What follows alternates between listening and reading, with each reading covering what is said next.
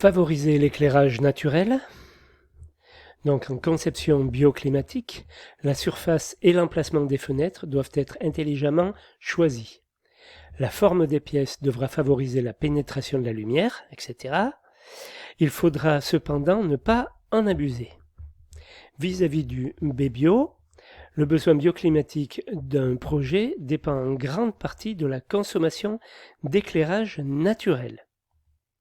Au niveau de l'ACEP, la consommation électrique d'éclairage influe fortement sur la consommation globale de la construction du fait que cette consommation est exprimée en énergie primaire, coefficient 2,58 de prise en compte du faible rendement des centrales électriques françaises.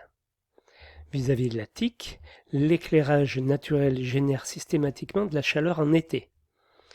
En été, les apports de chaleur liés à l'éclairage peuvent fortement augmenter la température intérieure, jusqu'à 4 à 6 degrés d'augmentation. En hiver, c'est pratique, en été, ça l'est beaucoup moins.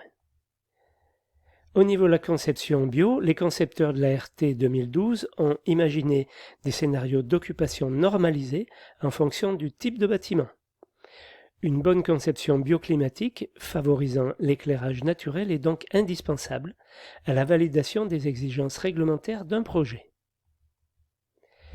Une étude d'RT 2012 n'est pas dimensionnante et sert uniquement à vérifier que le projet respecte certains standards réglementaires.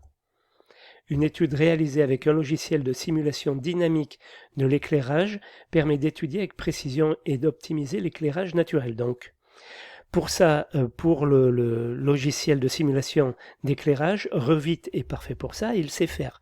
C'est-à-dire que par rapport au projet, on peut mettre des caméras dans chaque pièce et regarder avec la course du soleil, parce que chaque projet est situé et géolocalisé, quelles seront les pièces qui seront éclairées, comment elles seront éclairées de telle heure à telle heure et comment ça va se passer de façon à ce que les gens en profitent à l'intérieur.